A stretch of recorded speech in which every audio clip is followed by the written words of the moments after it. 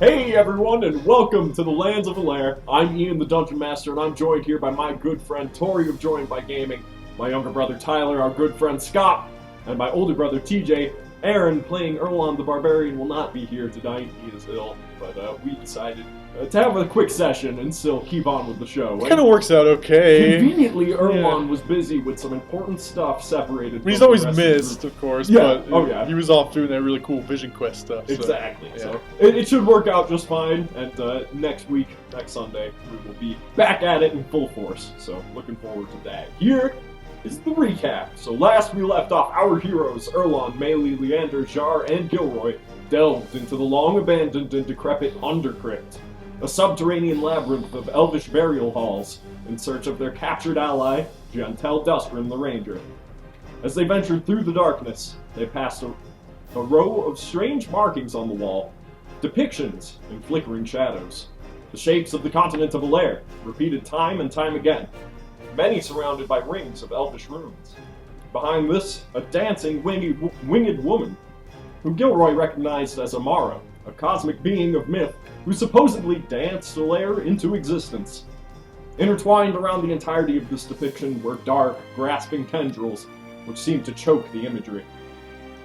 Pushing forward, our party found themselves facing a rough-hewn passage, at the end of which a simple stone door separated them from the forbidden burial chamber of Diodar Dustrin, the famed assassin Hold, where cultists had set to a profane ritual, intent on sacrificing his descendant, Gentel, in his name. Wasting no time, Melee burst into the room to find Gentel chained to a stone altar, a group of dark-robed cultists surrounding her, and their leader at the ready with a curved iron dagger. The battle began, and though our heroes confidently cut down the cultists one by one, and freed Gentel from immediate danger with some shrinking magic, the chaos only grew. Powerful negative energies in this space caused the death of the cultists to provoke the rising of undeath, and angry spirits began to assault the party as well. Leander heroically cut down the cultist leader, decapitating him. However, as his head rolled across the stone floor with a hefty clunk, the skin and hair fell away, and a skull with emerald eyes arose, a demi-lich charged with necrotic energies like no enemy they had faced before. Immediately, life-draining waves emanating from the demi-lich began to weaken our heroes, and though they fought bravely, its defenses could not be defeated. Worse yet, the distant rumbling and noises of falling stones suggested the tunnels our party had just traversed were in the midst of collapsing entirely. Regrouping, our party attempted to find a way out of the deadly chamber. However, an invisible jar had become possessed by an evil spirit, and Urlan was locked in a life-and-death struggle with the demi-lich. With the last of their power, using every remaining spell and potion available to them, Gilroy used the dimension door to free Urlan, and together, the party began to make their escape. Dashing through collapsing tunnels, the rubble and dust ever at their back, our party emerged into the dreary mountains and hills on the eastern end of Reshkara the vampire's estate. Melee noted a small bundle on their way out, which happened to be a halfling drained of its blood, without a doubt one of Bilberry's people. Swiftly, they were located by Reshkara himself in crow form, who guided them back to his manor, informing the party that fellow members of the Midnight Court had contacted him, and had urgent information for our party. Together, our heroes reunited Gentel with the rest of her allies, who were more than happy to see her safe. Melee took Bilberry aside and showed him the halfling body. Bilberry swore vengeance against the wizard Farethan, but kept his blade stowed for the time being. Reshkara showed the party to his seer's pool, where they spoke with Sevelius and Jarl Morgaunt of Sarengar. They were informed that Farenwell had mustered a great force on the border of Farenwell and Caradmoran, intent on laying siege to the settlement of Waterwheel, where many of our party's allies were based and the resistance was growing. If they could hold the forces off at Waterwheel for a few days in the least, a great flank of Sarengarians who had been gathered by Jarl Morgaunt and Sevelius would come and rescue the day. Reshkara offered to use a shadow door, some dark magics, to allow the party to travel days' worth of land in a single evening, all the way north to Old Town at the border. Our party accepted and embarked into the void. Upon reaching Old Town and the careening cartwheel, there was a great commotion, as it seemed an extra passenger had followed, Farethan the wizard. After a great confrontation between the helpless wizard and Bilberry, in which Farethan admitted he had used the halfling's naivety to gain power, Bilberry killed the wizard, and exclaimed that he wanted to go home. Leander offered his horse, and Bilberry rode south towards Alaire for the time being. Meanwhile, Jar entered the hidden chamber in the stables of the careening cartwheel, readied with the 3 gems he had collected in order to unlock the mysterious chest hidden away in that dark corner of Alaire. Unlocking the chest, Jar was gifted with Zitharos, bringer of regicide, an incredibly powerful magical dagger once wielded by Diodar Dustgrin himself. In the night, Urlan was beckoned by voices in his mind to run north at great pace to the Whispering Pines, where he would find his destiny. Committing to a ritual in this sacred place, Urlan used the blood of the Everlasting Father and reconnected his spirit with his oath-sworn ancestors, the Frost Giants, taking the title of Frostborn. With newfound strength, our party and their alliance faces their first great confrontation with the forces of the Farenwellian Empire, and the fate of Waterwheel and all its inhabitants is in their hands. So, for Urlan's perspective, after his ritual concludes, he finds himself quite exhausted, and he collapses into a deep sleep for some time. In that sleep, he witnesses a dream of swirling complex imagery, clouds and snowflakes, faces and spiders, sunrises and skulls, and more all at once. He hears the sounds of nature, a waterfall, a bird's call, the crackling of fire, the voices of his ancestors, both pleased and displeased. And when he awakens, well, he'll be taking some action. He knows what his intentions are. As for Melee, Leander, Jar, and Gilroy, you begin heading northwest from Old Town, following the now familiar roads close to where you had first arrived in Caradmoran some months ago, past low rocky mountains and valleys of silverish grass. During your journey, the weather is overcast, and in the evening, distant lightning flashes and thunder rumbles to the far north. While it's bright, you move quickly, but Hurston keeps the wagon rolling through the night as well. Even when the rain pours down the glass windows outside, he simply dons another layer and keeps the lanterns lit. On the 3rd day of your journey, Hurston turns back with tired eyes. Nearly there. I hope we're in time. The people of Caradmoran have suffered enough from needless war, dwarvish or otherwise. Hiron seems particularly talkative during this journey. Responding in kind, he goes, "This coming attack on Waterwheel is utterly uncalled for. If the Alaire truly knew the malice of this empire, they would have thought twice before denying you." They'll be thinking twice after this battle. If they're thinking at all. That's what I'm hoping. I wouldn't be surprised if many of the councilmen who have already committed themselves to Farenwell would like to keep news of this battle away from Sumedia, but... well, if it comes to it, I'll make certain personally that they hear of what's happening here to the north. Thank you. Should we go through what we leveled up? Yes. Oh yeah. No. Go ahead. So yeah. you guys, during this time, you get ready with your equipment. Obviously, knowing a great battle is coming. Study your spell books. Learn some new abilities. And let's start with Gilroy. What are you getting for level 10? Okay. So for the very first time, I did not roll max hit points. I rolled 4 instead of 6. Not the first time, but first time it wasn't 5 or 6. So I'm at 64 hit points. I got an extra point in my proficiency. Yep. So I'm better at intelligence, wisdom saves, and arcana, insight, investigation, religion. As a class ability, I got polymorph. I cast on myself for free. Also took 2 new spells. Stonewall, which is really cool. Odaluk's Resilient Sphere. Also got a new cantrip. I took Message. Nice. Yeah. What about Jar? Well, Jar hit level 6 bar to go his level 4 rogue. He gets magical secrets, so he gets to pick other spells. Yep. So we picked up Hex and Pass Without Trace to help certain clunkers move a little bit more quietly. And he gets an additional bard spell, so we picked up Non-Detection. Excellent. Very stealthy spells. And definitely reaching into some other classes for sure. That's the fun stuff in bards. So mostly some more utility spells, some more HP. Yeah, some more HP, an additional 5 HP, so up to Cool. 61. Leander? Big level for Leander. No, but it is getting closer to some other big stuff in the Paladin tree.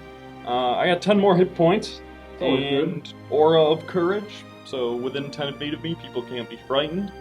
You fought some pretty scary enemies. Cool, I got, before, if there was dragons or something. Yeah, yeah, cool. oh yeah. Or maybe if, we're in a battle and there's like some common soldiers or Yeah. something. Naturally, we'll keep them rallied. Right. Yeah, right, you become immune to fear, and so do people within 10 feet of you. But in an RP manner, Yeah. That means that your paladin is now a very inspiring leader. Right. Which is super cool. And then for Melee, Yeah, I'm up to 101 hit points. 101! You hear that, Leander? Melee has 1 more HP than Leander. Toughness coming up. yeah, that's speed toughness. And she has dueling now. Dueling. So when she's wielding a melee weapon in one hand and no other weapon, I get +2 to damage roll. Very nice. So you've trained with the sword now. Set down the bow for a moment. Started gaining more finesse with that weapon in particular. So that is pretty freaking cool. Maybe she trained with Clara. Absolutely. Oh yeah. Clara needs additional training, and you see, since she had learned Mage Hand from Zorn's spellbook, their relationship is actually a little bit closer. Zorn obviously enjoys the company of fellow spellcasters. Or people with magical potential. However, during this trip, Zorn eats very little, and he seems absorbed by his spellbook for almost the entirety of the journey. With the exception of one evening, when he poses the question, he goes, "What is our plan for Clara? She must stay with us, of course. Yet I don't intend to stay idle for this particular battle. And it's obvious the Farenwellians will do anything within their means to take her if they can." Well, what do you think, Leander? Not very keen on bringing her into the fray. Don't think she's skilled enough for that sort of battle. No. Arena nods in agreement. She goes, "Yes. It may be too much of a force for us to be able to dedicate all our attention towards her. I think it best if she stay right next to you. It's our best bet at making certain she's safe." Normally, and she kind of gestures towards Jantel, Hiron, Zorn, the rest of the group. She goes, "Normally it's our duty to keep watch over her, but we're all going to use whatever skills available to us to help in this battle. If we become separated, I think it's best that she stays with the most powerful of us." Yeah, I mean, that will allow us to keep a close eye on her, for sure. Though, maybe not in the front lines with Leander, or Urlan if he ever gets back from wherever he went. He kind of left a note that said BRB. Yeah, well, he left a those note lines. saying he needs to commit to a ritual in the Whispering Pines. I figured we had some idea, Yeah, but yeah. still obviously wondering where he's at. No doubt.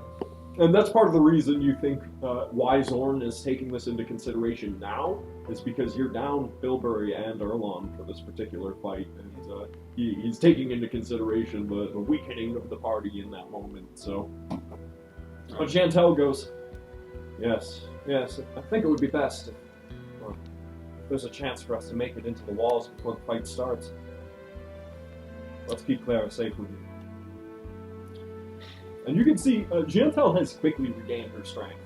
And once she has her bow in hand and a quiver at her back, she appears no worse for wear than she had the moment you entered Ellenbeer. And as you pass over an ancient cracked stone bridge, suspended over a treacherous fjord, she seems to perk up for a moment.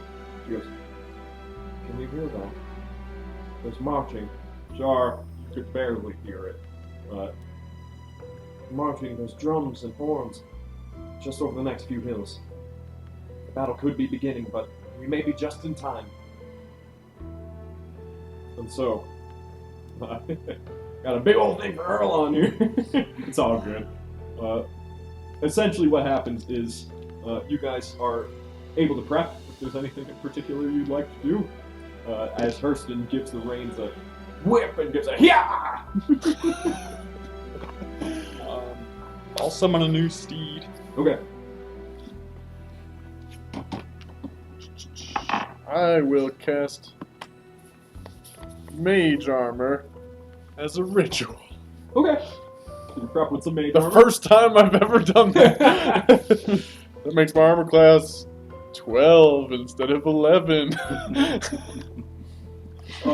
Throughout this journey, Arena has been praying in the evenings and also readies her arms and armor. Leander, you know what's going on. However, the rest of you, if you would like any sort of insight in that, can roll religion. Fairly well versed in that. That's a 15. All right, 17. nice. Might as well. That's an 11. Okay, Gilroy Melee. Melee mostly due to the amount of time you've spent with Leander and Arena. Gilroy because you've read this in a book. Arena seems to be being particularly pious at this time, only really interacting with Clara and Leander due to a tradition of self-reflection before what a cleric of Torm would consider to be a true battle. What you've faced thus far, a cleric of Torm would consider to be skirmishes. If there's really going to be a battle against another nation, there is some preparation that they take. Leander, you're not necessarily beholden to this. It's more a tradition for clerics than paladins. Yeah, Paladins are expected to be ready to do this anytime. Right. So. But I think I definitely feel that same sort of urgency of like, this is kind of what we live for. Like, would be a way to put it. Yeah. But yeah, I don't know if he's quite. I don't know if he's obviously very pious, but I don't know if he's quite as ritualistic. Yeah, it's a ritual too. Yeah. Yeah. And so the last leg of your journey is spent at pace. You round the bend and see the Valley of Waterwheel, the battle already beginning. And what you see is that I kind of got to switch between different descriptions. The valley below reveals itself to be filled with Farenwellian soldiers. They are organized in rows and slowly pushing towards the large stone walls of Waterwheel. Its lightning gate is charged to full power. The river that powers the town runs straight through the center. Works well as a natural barricade throughout this valley, but it only hinders the Farenwellians' progress as they came prepared with logs and planks to construct swift bridges, even while under fire from the sparse defenses atop the ramparts of Waterwheel. In the back of the Farenwellian regiment's siege weapons launch large boulders and chunks of rubble covered in flaming oil, which arch over the battlefield and smash into town structures, some of which are spewing smoke. In the distance you can see, the Whispering Pines and potentially Urlan. However, you guys, when you round the bend, you can see the battle has already begun. The soldiers are marching their way through the mud across the river in order to pry the gates with these large iron bars or bust them down with rams. And Hurston calls out, "We can beat them to the gate! Let's get in there!" I'll switch on over to probably the most chaotic map I've ever put together.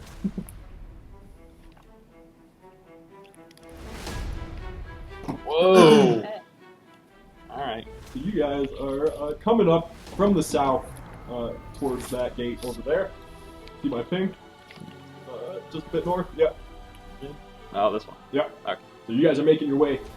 And you go rushing past regiments like the wind, following solid ground that only Hurston could manage to find. Arrows are arcing around you and landing in the ground around the wagon as the Farenwellians begin to take notice. As you arc north towards the gate, you see a gnome atop the ramparts, Singstalter the inventor, operating some kind of strange machinery under the wild streams of lightning. The large iron-banded gates quickly open in an automated manner. However, Farenwellian soldiers gather, ready to charge. Zorn peers from the back of the wagon and goes, "This gate will fall if someone isn't here to help hold it. Leave it to me, friends." And with that, he jumps out the back of the wagon and begins to spew a monster bolt of flame across the battlefield, keeping the Farenwellians back as you make your way under the gate and further into Waterwheel. And entering under the gates, you can hear them clang down heavily behind you. The streets are empty, and you can see a stream of civilians retreating into the caves behind the waterfall. The gate to your north has been destroyed. An armored ogre, some dwarves, and a lizard man. They have regrouped some of the scattered defenders of Waterwheel, and they're making a stalwart defense as enemy soldiers stream forth, but they seem to be getting overwhelmed. Hiron, Gentel, and Arena, at the ready, jump off the wagon, charging forth to bolster their defenses. So they will be kind of at the eastern bridge, making their way up from there. Hurston navigates the streets very quickly, and you can see that Rotbeard's brewery is under assault. Godric the Goliath stands alone against an entire squadron, though from the noise and chaos, it sounds like there's battle inside the establishment as well.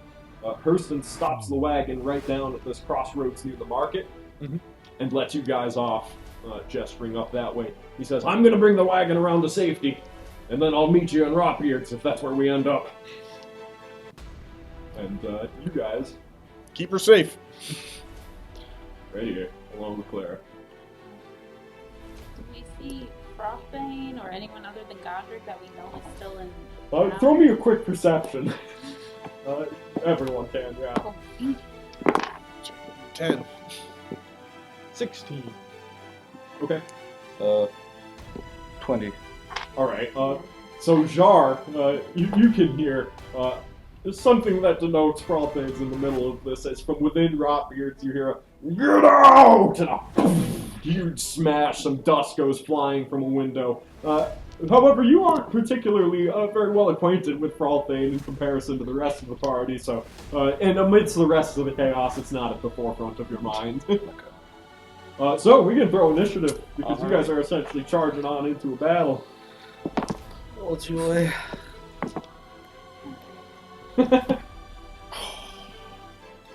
Oh. Dang.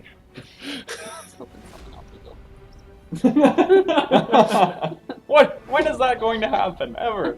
No. Gilroy, 2.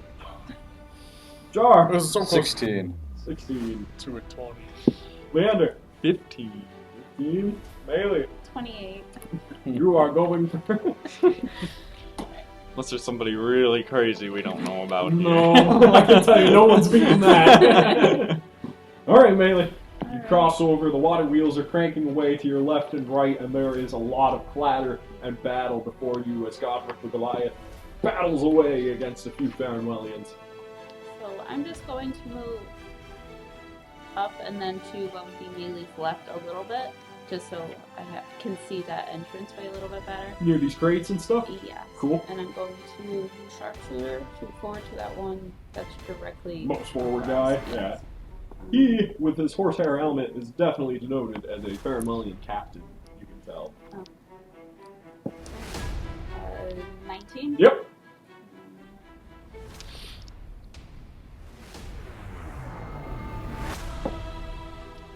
Or 19. Okay. Now, the same exact thing. Sounds good. 24? Yeah.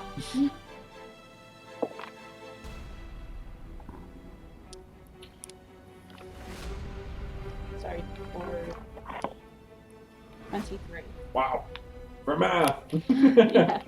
Well done, so Melee slides on forth past this bridge, takes up position behind a few stacks of crates and whatnot, and launches 2 piercing arrows that puncture the plate into the chest of this Farenwellian captain. That brings us to Jar. Okay. Let's see.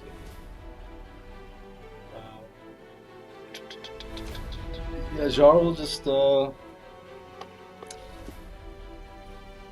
tell you, Godric's looking like quite the distraction, Okay. if you want to work with that. A lot of the Farenwellian attention is on him. Okay, he's there. Where? Godric and Goliath up there.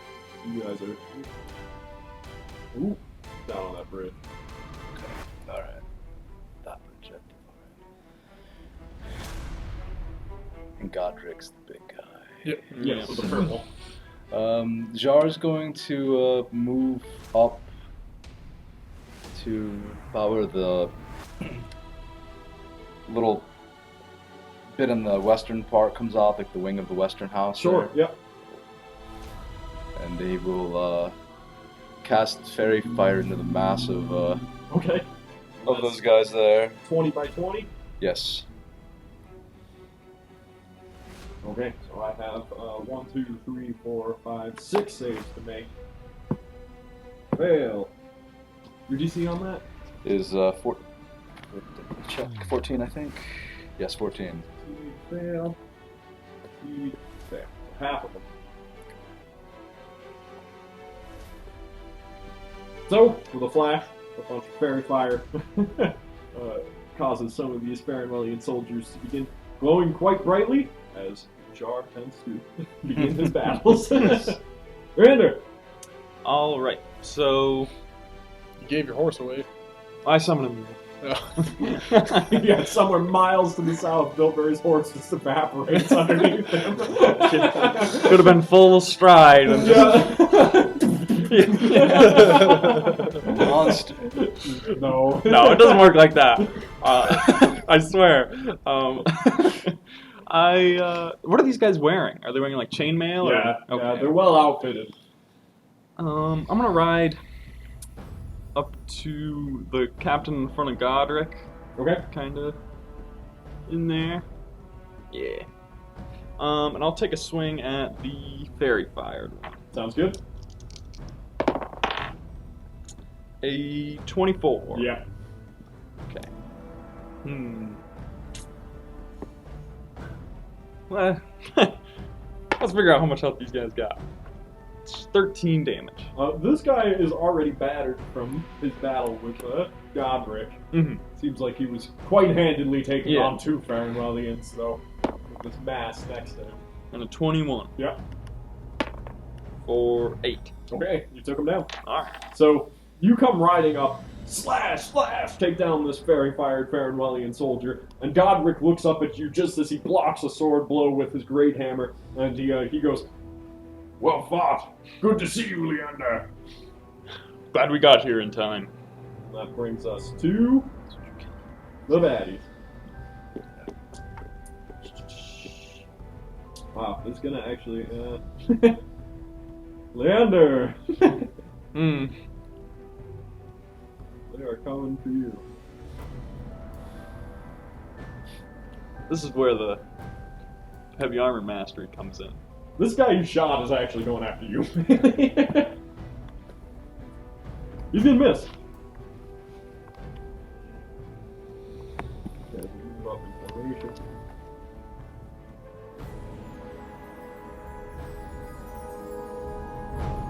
So that's going to be 6 attacks against Leander. Miss, miss. Miss. One nat 20 at least, so that's going to be a total of 17 damage to you. Is that with the reduction? That is. Okay.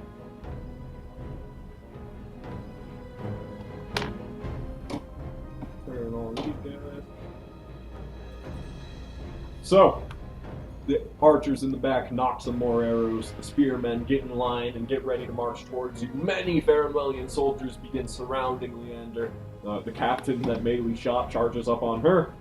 And that brings us to Gilroy, as another bit of rubble comes crashing down on a building beside you, causing wood to splinter and rock to go flying about. I will cast Fly. Okay. And fly up above that house to my sort of northeast. Up here? Yeah. And so I see sort of a battalion in the street Yes. and people coming through the gate to the Yeah, east. there's a defense being held back here, especially with the movement of Jetel and Arena and all them. They make their way on in, and it seems as though they're able to hold their own, at least for the time being. And what's happening outside the walls? Outside the walls, there's a sparse defense atop the ramparts, but there are just legions of Farenwellians who have to slog their way past the river and through the mud to be able to make it up to the wall, and then have to funnel through the gate, but it seems like there's thousands and thousands of them out there. Okay. Well, that's my turn. And as you fly on up, you see a familiar face. Ooh. Oh, I got a robocall and it like completely took me away from roll 20. As you fly on up, you can see slamming out of one of the side spaces of the roofs of Rotbeards is Fralfane, who comes jumping down upon these archers, ambushing them from the the roof level, slamming on down. And he has entered the battle. Huzzah! Goes Gilroy. Melee. This captain charges up on you.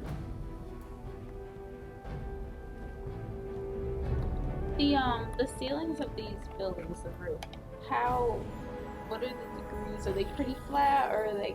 They're certainly flat enough to, if you intended to go up on there, you could balance yourself up there. I want to disengage. Okay.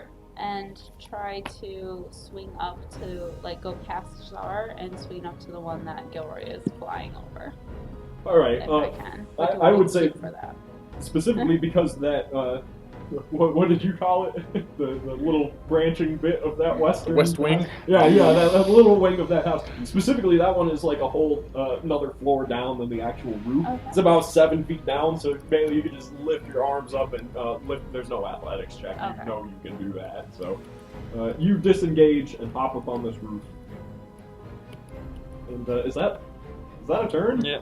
Yeah, disengage is a... Alright, so yeah, brandishing his long sword, swinging it about at you, you do a quick tumble maneuver and lift yourself up onto that small rooftop and are positioned up there. That brings us to Jar. Okay. Now, Leaving Jar with the Farenwellian captain. okay. Leaving me with the Farenwellian captain. You're good at getting out of scraps. Yeah. And getting into them, but also good at getting And out you're of more them. dangerous now. Yeah. Try a Real new quick, dagger. before Jar Or get to mess with goes, can I like yell down to Clara to try and... I was watching this all Yeah. unfold and No, glancing behind her back and stuff, but yeah. She can kind of hide behind the building Yeah. that we're... Now, would Jar being considered engaged? So with a quick Captain. flutter, yeah, Okay. he's adjacent. With a quick flutter of her wings, Clara leaps from the bridge and comes on over, pressing up against the back of this, and staying safe out of sight. I want to try to keep eyes on her. No doubt. Yeah, yeah. I immediately forgot about it. So, sorry, Clara. I think Jar is just going to point at the captain and you let her get away! Vicious mockery. Natural one. It's true. I'm more worried about him hitting me in the next round, so that'll be 6 damage, and he's disadvantaged on his next attack. And then Jar will use his bonus action to disengage, and You like to move back towards the bridge, or forward, or onto a roof. Kukuri is... Yeah, he'll move up on the roof. Okay. He'll climb. Dash on. Yeah. You let her get away. Ah, me that too! Just mock him to death. Lander. Okay. Man, wish I had a AoE spell. I wish I had that necrotic frickin' wave that Demi-Lich has. Not lit. I always say I wish I had those. Not an easily learned spell. No. I'll go after the fairy fired guy to my north. Okay. A 27. Yep. Let's see. Can't wait to tell you no. Yeah. Right. Yeah. First level Divine Smite. Oof. For 13 damage. I'll strike him again. A 29. Yep. There we go. For 12, 17, 24 damage. 24. You got it. Quick slice, Yeah. slice. Another one of the fairy fired Farenwellians falls. That is a very F-filled. Farenwellian falls.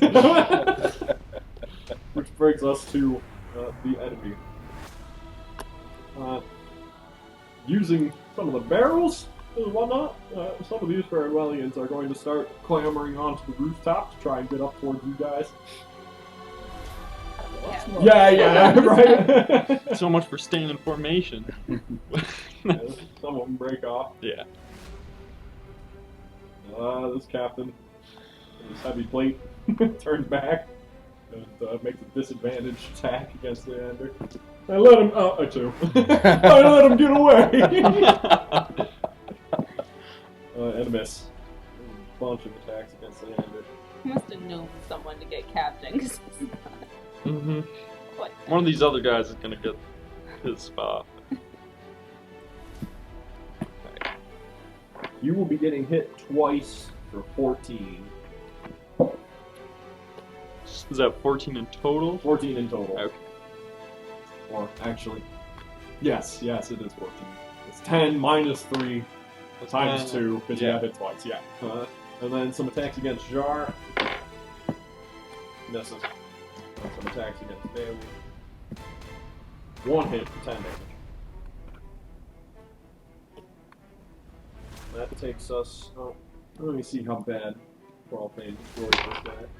Pretty bad. Yeah. Profane, jumping down from his elevated position with this ambush, brings his greatsword down with a huge cleave and vivisects one of these archers in the back, crying out, "It looks like they want to get the hell away from him." But they're well distracted in the least. And that will bring us to Gilroy. Alright, how far away are these battlements? From you? 5, 10, 20, 30, 40, 50, 60, 70, 100. About 100 feet to here from you. You can fly. How much can I see of the... Yeah, I can only move 75, though. How much can I see of the outside the walls from here? From up there? Yeah, I suppose if you do the angle you're at. The problem is I can't do what I want and keep flying, so... So you gotta find a good one Yeah. to do this. You can see pretty well in front of the walls, the road that is just before it. Obviously, the walls themselves kind of angle off just below the gates and whatnot. However, you can see. Alright, well, I'm gonna fly 75 feet towards the wall. 30, 35, 40, 45, 50, 75. Yeah, right on the edge of that thing. You see Gentel launching arrows. Arena brings her mace down. Well, Tyron is I'll be coming right on the away. peak of that easternmost Okay. roof. Land right up on top of the chimney. Boom. And then what's the deal with the... What does the river flow out of? Where does it flow out of? Well, not on this end. Out of town, yeah. Does it flow, like, is there... So it's Is there a grate? Yeah, there's a grate that goes underneath. Rusted iron grate, but very hefty bars. How tall is it? It's about 15 feet. Okay, that's good enough. Alright, I'm gonna cast Control Water and send, it's essentially the flood effect, Yep. and it sends, the 20-foot wave down the river. So you you give the water wheels quite the charge. And burst a huge blast of water that goes arcing over the stone bridges, causing chunks to go tumbling away as well. It slams into the iron gate and causes it to just break off the hinges and go flowing down the way, and just explodes out the front of Water Wheel, coating the front road and causing it to become muddy, washing away many soldiers and impeding their progress by quite a bit. So. Does it also electrocute them? Luckily enough, the lightning gate itself is, pretty high up there. You see for a moment Zorn levitating up towards the ramparts and going, "That was a good one." And so yeah, I'm just sending wave after wave down that towards the Farenwellians in the field.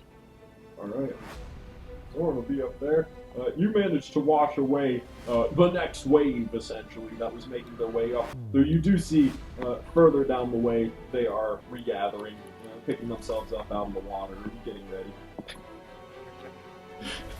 Well, you washed away many of them, too.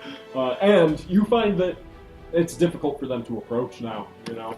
The mud has grown even further. That'll bring us to melee. Can I get away from these guys? You could choose to move away from them, and just run away for the next thing. yeah. It's just you'd be suffering an attack of opportunity. They might hit you for leaving. Is it an action to put away my bow? No. No, I'd call that free action. No, I'm just gonna use my bow. That's fair too. The one that's right next to me, I'll use sharpshooter. All right. For 19. Yep.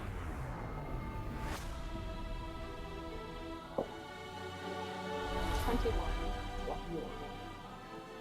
I'll do the same thing. Right. 14. No. Launch an arrow into him. He staggers back. Jar, your go. Well, I want to use Misty Step. Oh, no, that's totally fair, yeah. It's a great time for Misty Step. Where would you like to go? Another 30 feet to the east. To the east, okay. 30. Sorry, Jar, again. Bailey Maybe she just doesn't want to launches be an here. arrow into this Farenwellian's chest and then seems to evaporate and reappear 30 feet to the east, leaving Jar on the roof with all the rest of these. Jar, here you go. How many of them are there? There are 2 on the roof. One is adjacent to you. This guy in particular. One of them is adjacent to me. And it's the one that is adjacent to me, the one that she hit, or No. no? You do see Leander and Godric below, battling away.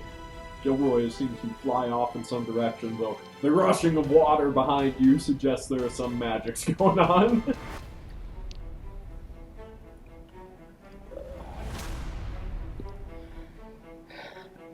Jar will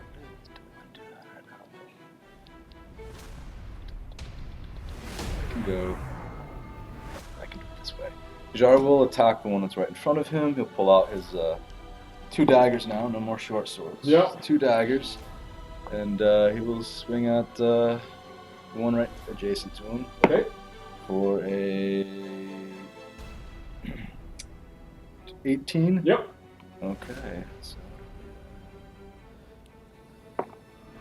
for 8 For 8. piercing. And then the offhand, that will be a 14. 14 will not hit. Okay. And then he will, with a cunning action, he will disengage and he will dash about 45 feet, this way, just so that Melee is closer. Oh wait, no, he can't. Yeah, he can dash. No, he can't dash. That would be You the action. attacked? So, Bonus attack, so action? bonus action, just And then- disengage. So I'll just move 30 feet over. Okay. Yeah. So You run over towards Melee. back to Melee. You forgot about me. Leander. Jeez. You and Godric. Doing the heavy lift. Yeah. Technically, the wizard does exactly what wizards do. I need somebody to duel. These guys aren't worthy. I will strike at this captain that's just come up behind me. Okay. Probably crying. 28. Yeah. Yeah. This. Wow. All right. That'd be. I don't know if I finish. Charlotte is emotionally scarred. For 15 damage. Got him. All right. And I'll swing at that. I'm picturing this horse just like turning constantly as I'm striking down at these guys. One to the bottom right is fairy fired. Yeah. I kind of want to help Godric out though. He has been whacking away at this captain, slowly Yeah. overpowering him. I said great hammer. He actually uses a great sword, my bad. Giant Slayer. Right. I will- Cliche name, he knows. It does. It's very practical. It's exactly what it does, yeah. I'll swing at the captain. Okay. A 23. Yep. For 14 damage. Got him. Sweet. Give Godric a nod. He's quite pleased. Yeah. He didn't expect any help. That brings us to the baddie. But this guy, who you shot an arrow into, turns towards you and goes, "Oi! Stop running!" He charges at you. Apparently he doesn't want to die tired. Just more charges as you are. If you just stayed there, they wouldn't chase me. It's gonna be one hit on melee for 10.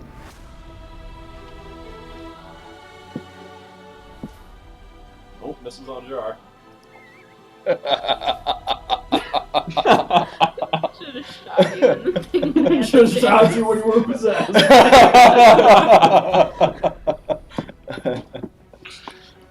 To say she always wanted to shoot you.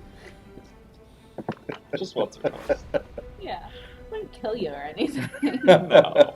Leander, you will be hit for 7. Keeping track of how many hit points this battle armor mastery is saving. This guy is going to foolishly charge at Rolfing. -3.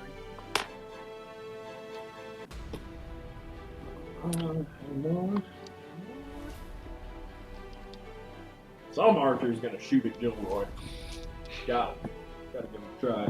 Nope, not gonna happen. It's a mage. Yeah, that extra point. There's only 1 point. It's 13 plus dex, but I have a -1, so. Does that really? Wearing leather armor and having a -1 to dex would subtract 1? -1 to dex always subtracts 1 anyway. Yeah. So that's Oh, you know kinda- what though? I don't have my. I'm actually at a 13. Because I have a +1 stone or something. Ring. Right. Oh, that's your ring amulet. protection? Yeah. No. Gilroy! Alright. You know, it's looking pretty good down there. What's the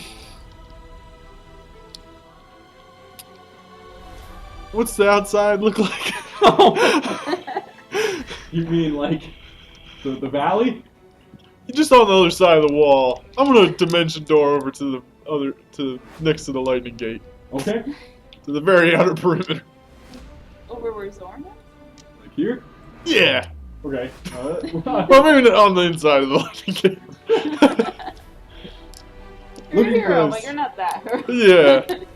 Yeah. Looking down upon the army there, you can see many of their forward forces have been washed away. They're trying to regroup and regather into formation.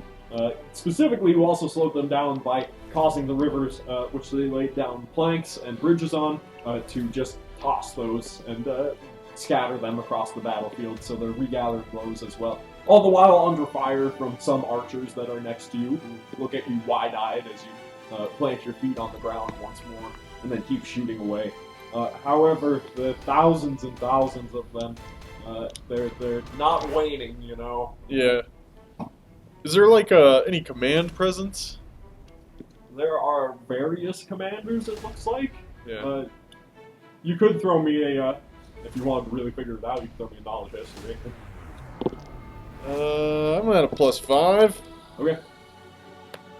That's a 20. Part of the reason for the Farenwellian's army's incredible efficiency is the way that they break up their command structure. Every squadron has its own leader, and then it's a much more complex structure than the stereotypical king-led military. So they you know that one way or another they're still going to have leaders. But I see some bannermen or something Yeah, absolutely, that indicate that's probably... That's probably the people they're following, yeah. Yeah. There's also drummers and whatnot that, you know, obviously indicate the direction of battle and stuff like that. Sure. And it looks like there's more forces amassing on the other gate, Yeah. on the southern gate. Mhm. A few of them manage to make their way up, but you can also see Zorn brings down fire upon them, so they're not making it through there. Many of them are unwilling to step forth and get burned, so... Alright, I think I'm just gonna cast... I'm looking at the southern gate, if I can. Yep. I'm just gonna trap those guys with a wall of stone. Okay. and sort of, and close up this gate, fortify it a little more with some stone. Yeah, being on the other side of the stone. So yeah, springing actually, it just springs forth from the wall itself. Okay. So Yeah. builds itself up. Yeah. They're pretty well entrapped. They don't react fast enough to that magic to begin a retreat or anything, so you capture a good squadron worth of men inside of a wall of stone. And also, which gate are you reinforcing? The southern one. There's less people over there. Like, we're clearly all at the northern one, so it's not as bad if people get through. Yeah. All right. So yeah, you build up. How thick is this wall? 6 inches. Okay. So yeah, you bring it on up. Many discarded battering rams and whatnot that have already used their work lay about the front of the southern gate. And as you bring up this wall of thick stone, a siege bit of rubble goes arcing through the sky and slams into it and just explodes. Only a crack forms, and it looks as though it will hold for some time. And many of their weapons will be entirely useless against it. So the southern gate is well held. And that brings us to Melee. Melee, they're back! These bastards! So, I'll put away the longbow, and Okay. I'm going to pull out my short sword. Alright. Actually, has not been used in quite some time. And the one I hit before, that's directly in front of me. Yes. Yeah, I'm gonna try and stab him. I like the way you say it. Let's see it. Haven't used the short sword in a while. I gotta find my. So 18. 18 will hit.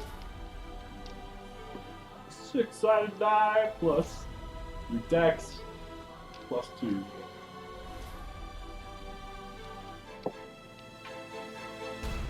All right, for 8. For 8.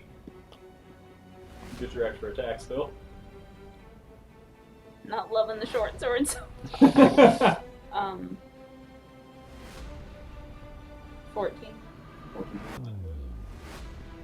Which brings us to Jar! So there's still 2 of them right in front of us. Yes. And which one of them looks to be the most badly roughed up? The one that Melee just stabbed. The one that Melee just stabbed. Yeah, okay, Jar will try to go over and poke them. Try to do her a solid. Alright. Alright, so first one is going to be that's a 30 to hit. What? Okay, it's a +4 dagger, Yes, yep. so I rolled a 19, and I have a total +11 on the attack. That'll hit anything. So Gonna hit Torm with that one. that'll be 10 piercing. Got him. Oh, he's dead. Yep. Alright, can I just try to stick the offhand into the other one? Sure. Alright. That'll be 18 Yep. for 3. And Jar will use a bonus action to disengage, and he'll step back about 15 feet. Okay. Good luck!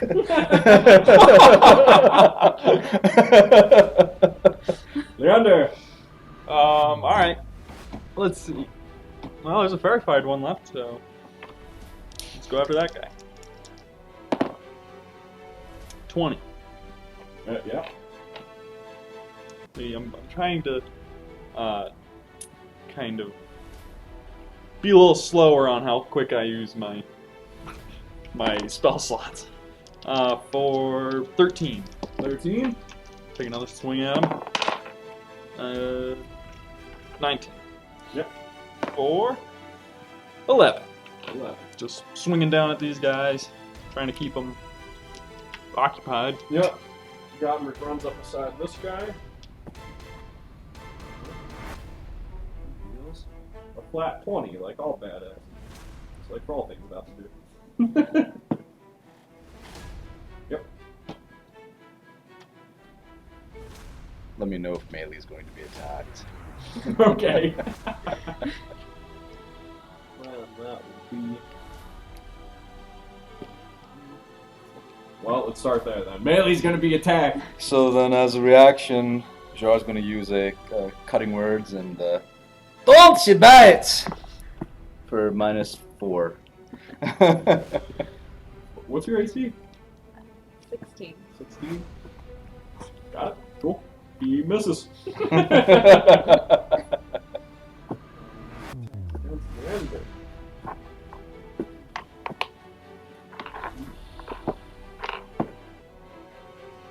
So that will be 21. What? As soon as this guy dies, I can help you out again. Gilroy. Alrighty. So, having impeded their progress No doubt. over the river, shored up some of the defenses on the southern wall, Gilroy turns back to the invaders inside the walls. Yep. Looking out across that building I was previously on, I see Jar, Melee, Clara. Yes. Okay. Claire's a bit hidden down there. She's kind of not exactly cowering, but listening to the battle on the roof above her, and really just trying to stay as small and in the shadows as she can. Last I knew she was there, though. Yeah. If Melee's not running after her, then I assume Probably, probably okay. Yeah. Alright, so I'm going to step into these battlements above the gatehouse. Yeah. Like in there? No, sorry, just surrounding the gatehouse. Okay. And there's bad guys down there. There's Farenwellians. Yep. Those that managed to make it under the gate.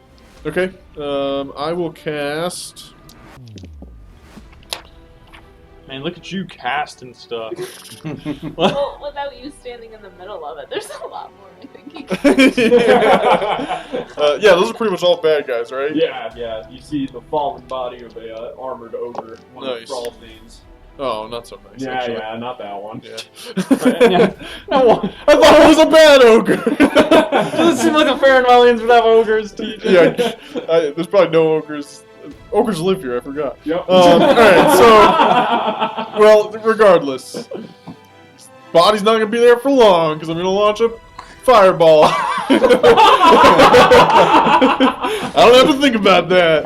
Man, as soon as you get labeled master, you can just be casting these these battle-changing We played along spells. for one dungeon. Now look at him. Yeah. So there are like 4 guys down there? Yeah, as well as a few that are covered, but you're about to fill this space with flame, and I did not roll very well. So Alright, 8d6. Just a 3rd level spell, baby. We'd be worried about Gilroy. I'm doing work! I don't know about you guys. What's that make, 8? Yeah. Good, thank you. Alright, 5, 10, 20, 29 damage. Yeah, kaboom! Many of those soldiers go flying into the ramparts, smashing into the stone, many of them melting away. You got the majority of them in there. There wasn't much space they could retreat to, so... Is Gilroy making that cackle? Yes. Brings us to Melee. Oop, just threw her off the building. Into the water! Jar's company's that bad. You know, despite the grief, I think Jar would be like her chosen person to like party with. Right? Alright. Stowing the short sword, just gonna take the bow back out. A little more practice, will. I know. Just gonna use sharpshooter, Yep. which is directly in front of her, so she should be good. How sharp can you shoot? Pretty good. 25 Oh yeah. or 21 damage. Got him. Wow. Just dropping. He goes rolling off the rooftop down to Jar's feet. And the is that chimney in the way, or can I see Leander's? Well, you Pretty can good. definitely. I mean, if you move here, you're good to go. I'm going to use the sharpshooter for the fairy fired one. Heck yeah. Next to her. Ooh. For for 23. Yep. That is very fired because the other wasn't that long. Nice. You can thank Jar for that, I Yeah. suppose. She's too proud. Yeah, I was gonna say, but she won't.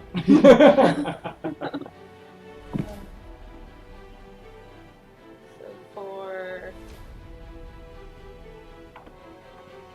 23. Yeah. So the space around you is starting to become a bit more clear, Leander. Mhm. Anything more you'd like to do? Nope. Give Jar a dirty look. Sorry, your go. So Jar will look down at the body that the one that she just killed, and see, I told you so. And how many of them are still alive around Leander? We are up to the bodies. There are 3 still around him. 3 still around him, and the captain has perished. So these are all just Yeah. low Scrubs. soldiers. Then Jar will he will move up and he'll try to hide behind the the chimney, the nearest chimney, Sure. and then he switch out to. So you want me to roll hide, Yep, go for it. and so that'll be a 28 to hide. Jar's back. And so presumably he'll be able to attack the nearest one Yeah. with the Mainly has advantage. the ankle, so you do too.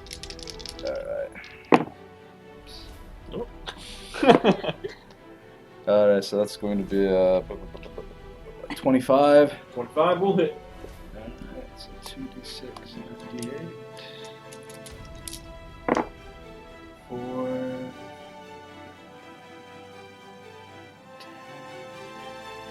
14 piercing.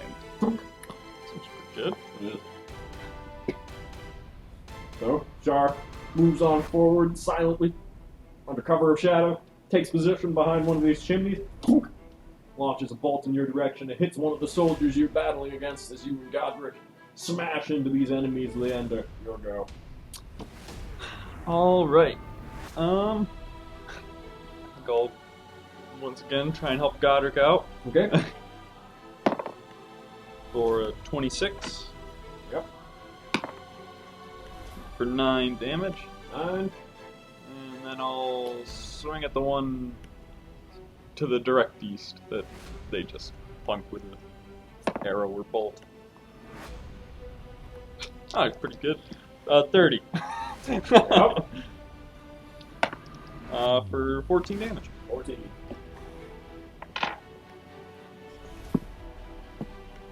Godric will take this one out.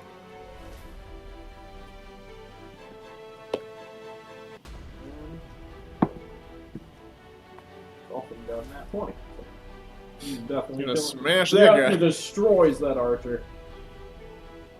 And at this point in the battle, many of the Farenwellians inside of the settlement of Waterwheel have been defeated. And there is a little bit of a regrouping going on. You can see on the far side of Rockbeards, some dwarves with hammers, some lizardmen with spears, an ogre or two managed to duck on into Rockbeards and seem to be amassing a force of resistance in there in the least. However, you've already gathered that Waterwheel was woefully underprepared for real war like this. And Godric calls, gesturing for the rest of you as he slams down that Farenwellian, and Vralthane on the far end of the street just smashes that archer into the side of the building, and Godric gestures going, "Into Rodbeards! We gotta gather up!" And with that, as long as you guys heed his attention, is there anything more you guys would like to do before wrapping up combat there? To yell to Gilroy and Clara to make sure they heard. Alright, so... You're just setting things on fire and making waves. I'm like, Gilroy! So, yeah, Clara dashes killing it. across the street at great speed and just whips right on into Rockbeard safely.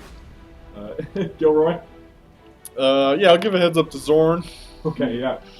With a burning hands as he keeps back some Farenwellians that have began grouping around the stone cage you made, essentially. He goes, "I'll be there!" Okay.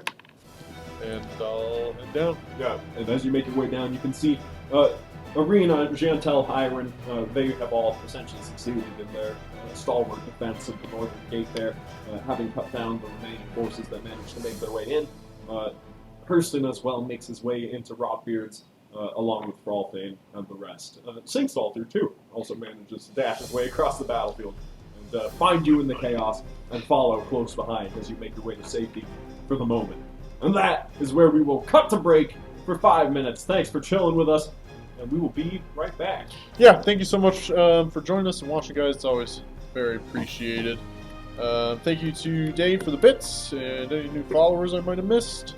You can find the Freakopolis Geekery on Facebook, Instagram, Twitter, YouTube. We also have a Discord. Links are in the chat right now.